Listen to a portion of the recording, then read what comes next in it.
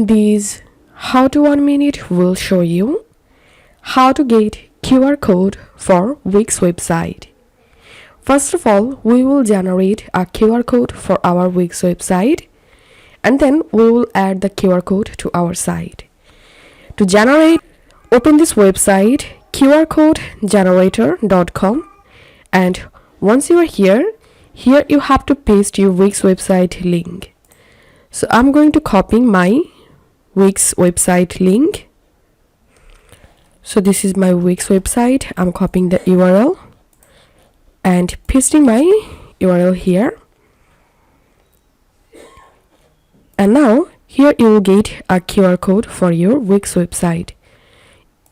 You will get here different types of format of QR code. You can select any of them.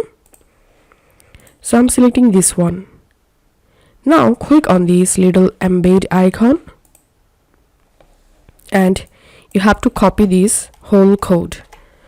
Once you copy it, go to your Wix site editor and search for the area where you want to add your QR code.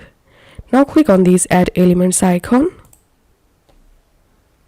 and select embed code and select embed HTML.